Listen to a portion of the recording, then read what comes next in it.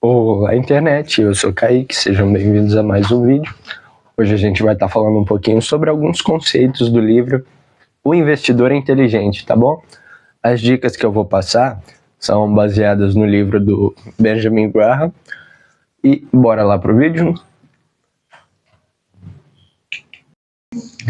Bom, então a gente vai falar um pouquinho sobre os conceitos do livro O Investidor Inteligente. Não são ideias particulares minhas, tá? São segundo o próprio Benjamin Graham. Eu concordo sim com algumas delas e eu vou estar expondo elas aqui para vocês, tá? Bom, vamos começar?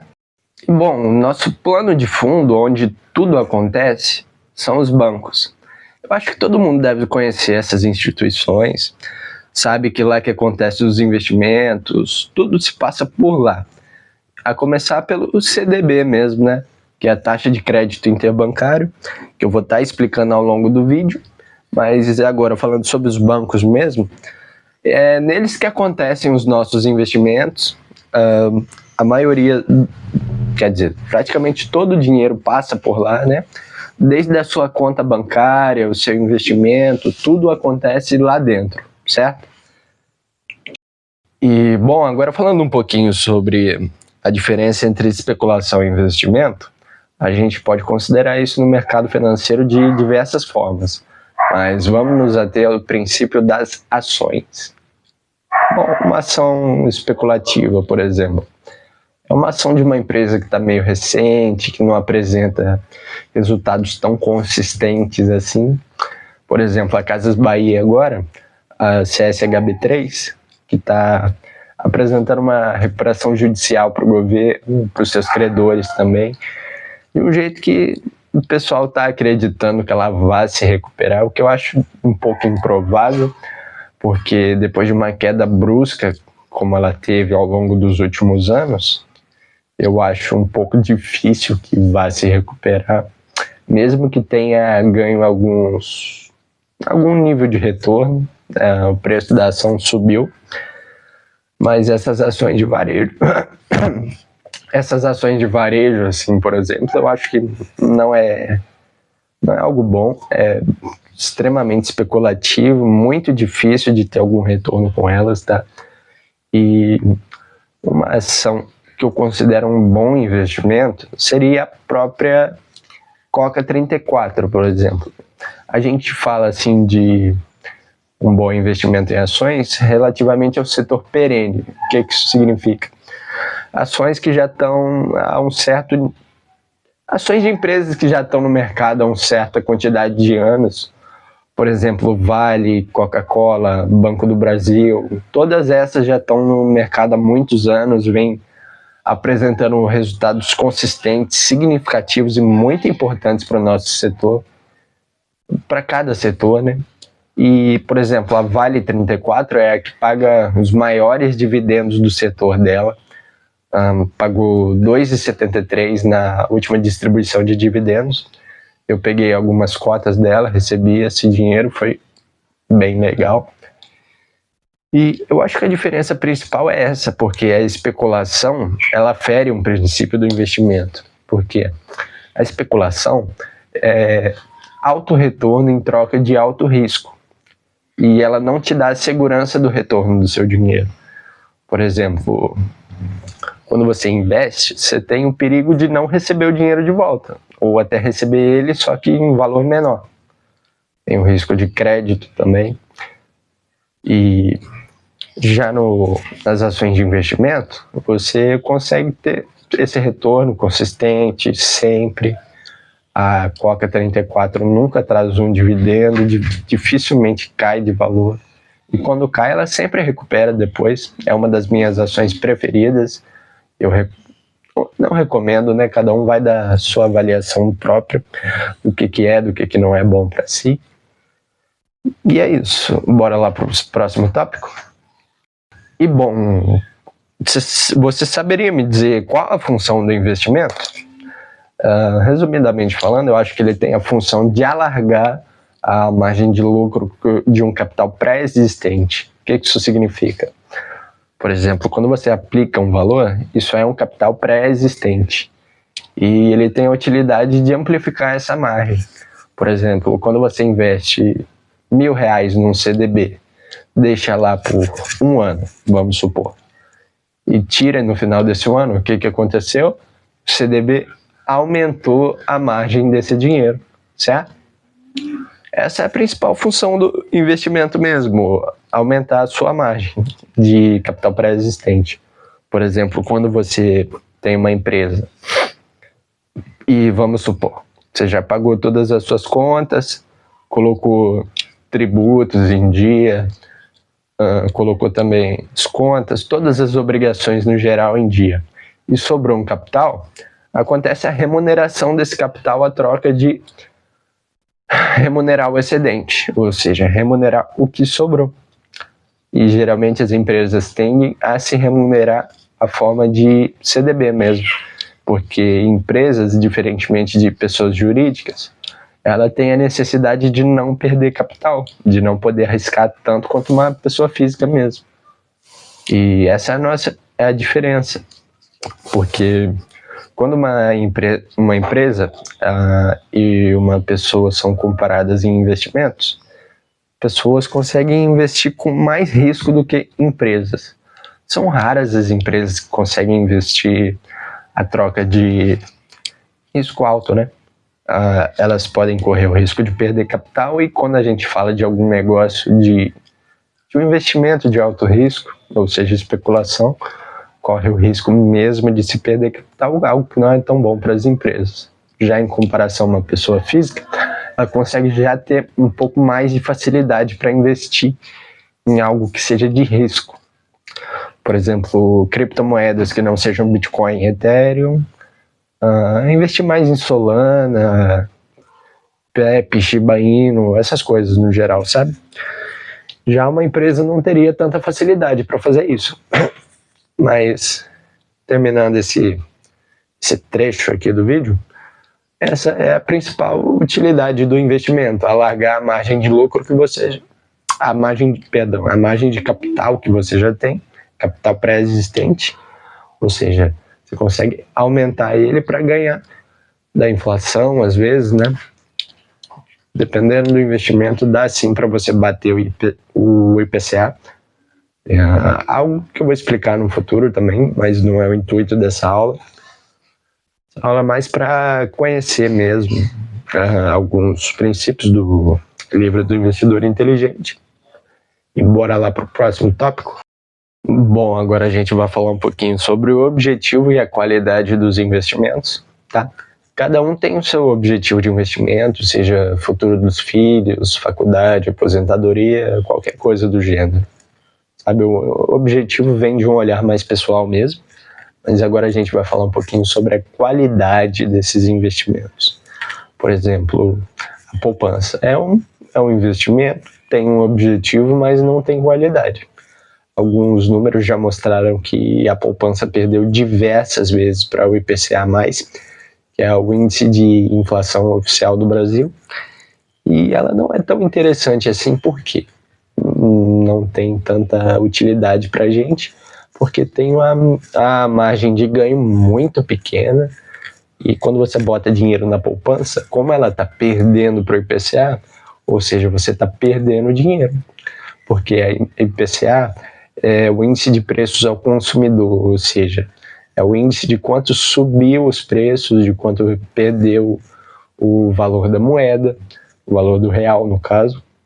E, bom, por que eu diria para vocês focarem em outras áreas, sair da poupança?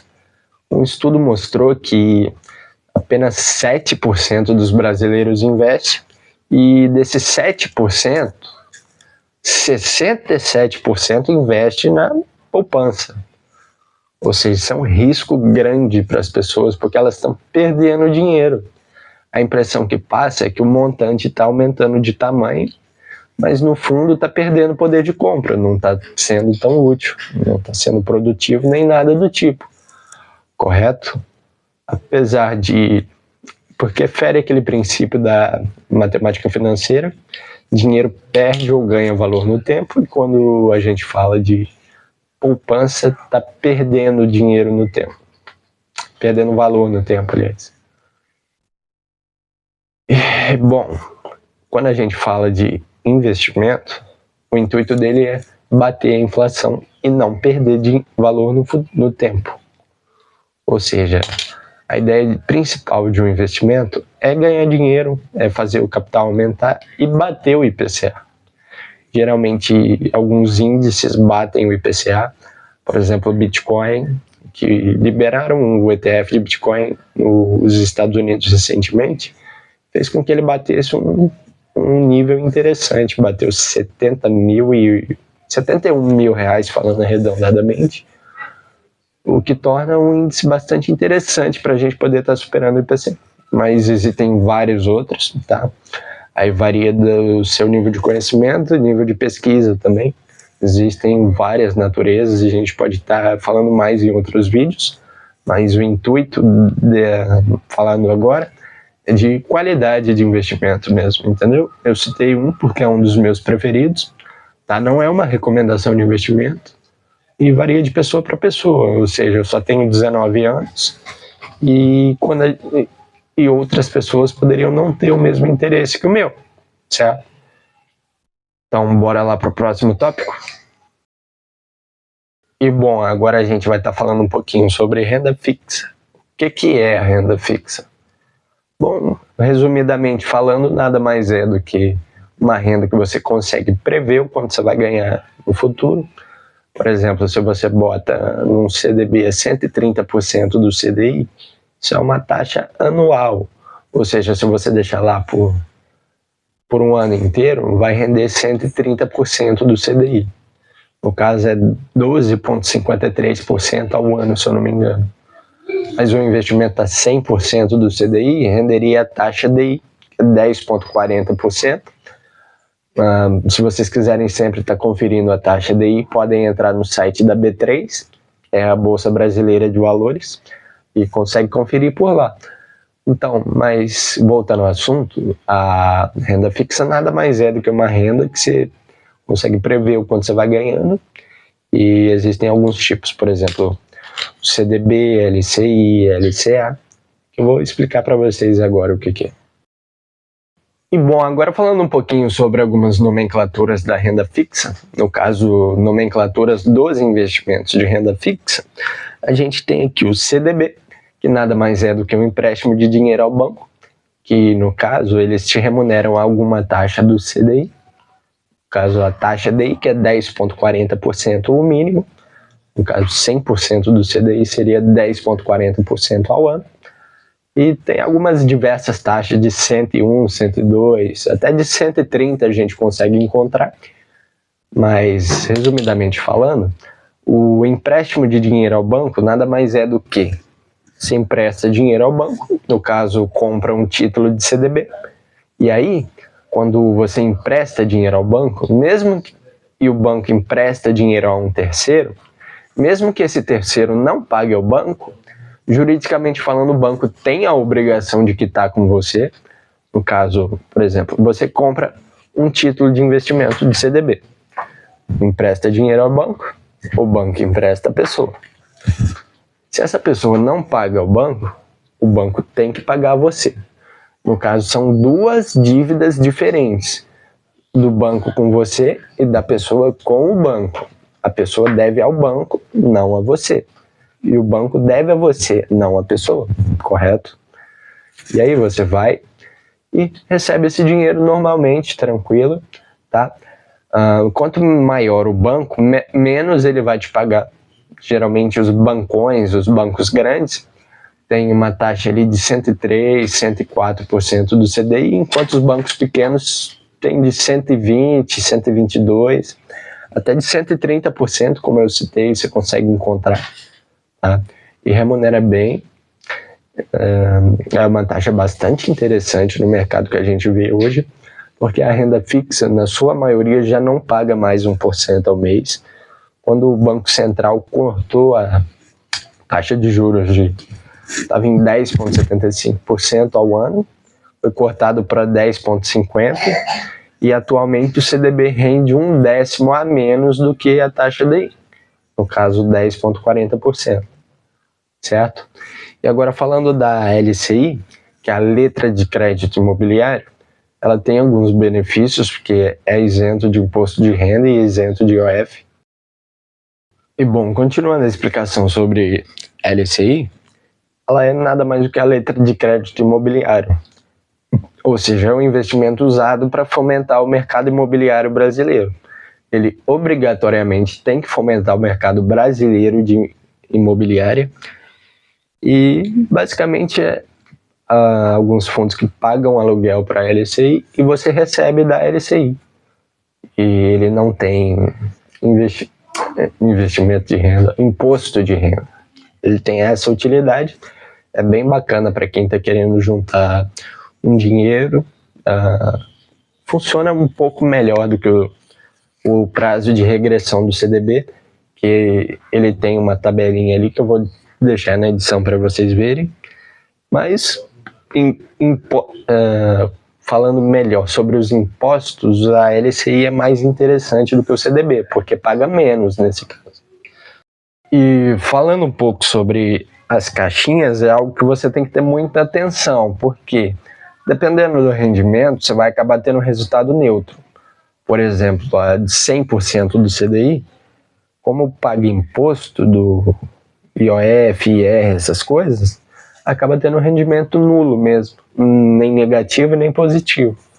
Porque quando você deixa o dinheiro lá, ele é cobrado o imposto, mas se você for descontar a inflação real, basicamente não tem diferença nenhuma, porque sai um resultado bem perto de zero. No caso não é zero, mas é muito perto de zero. Ou seja, é um investimento muito pequeno, rende muito pouco, tem uma diferença irrisória, tá? Mas você tendo atenção à taxa de rendimento acaba sendo útil sim para longo prazo, mas para curto prazo não é tão interessante. Por exemplo, se você bota hoje e tira mês que vem, não rendeu praticamente nada, é um resultado bem perto de zero.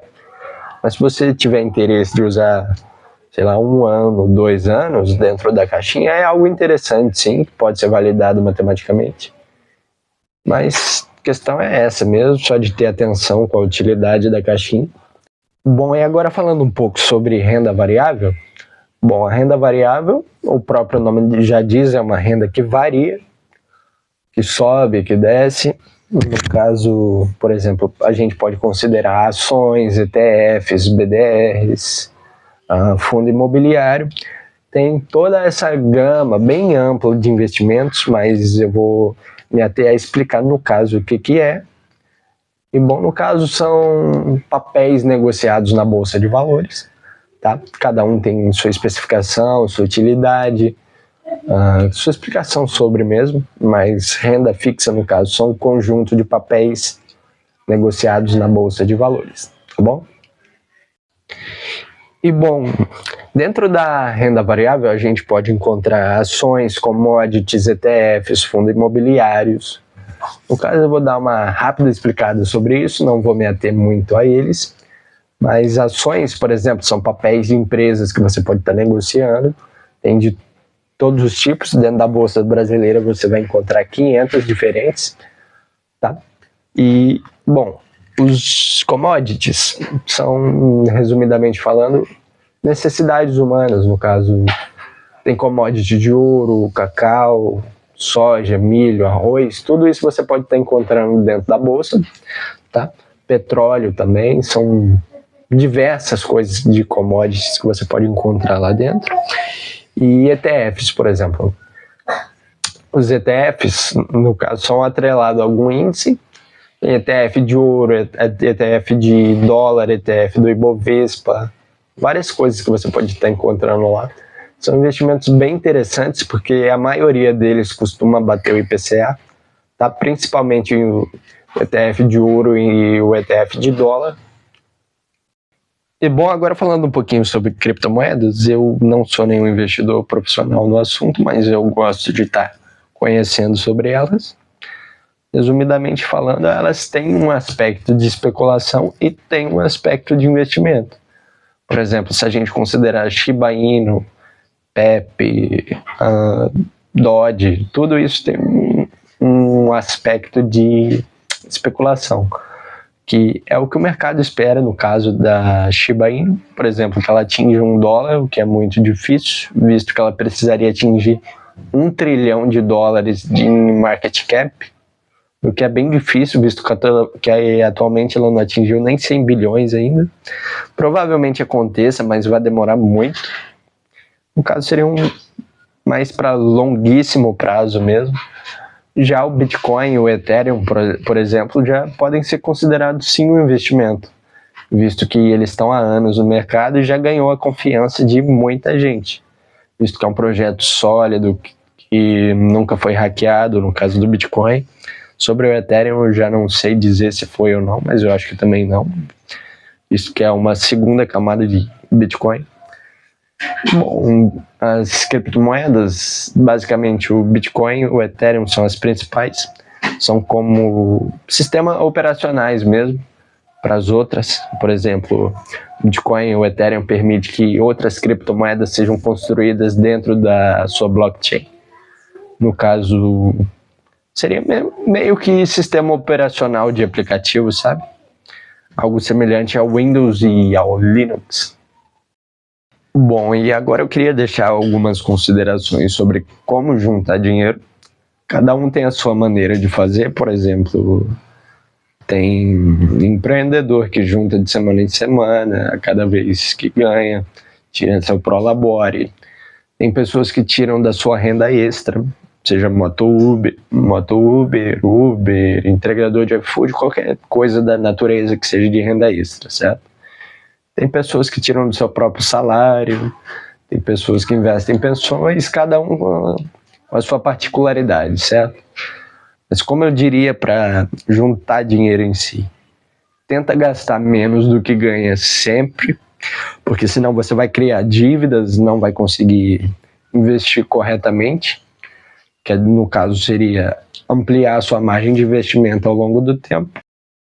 E a diminuição dos gastos também seria um ponto importante a estar se falando.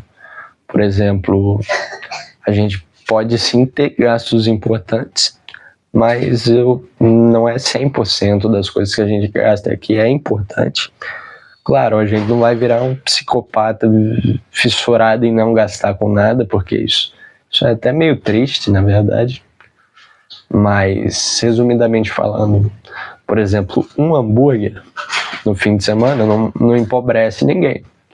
Mas um hambúrguer todo dia empobrece. Consegue entender o que eu quis dizer?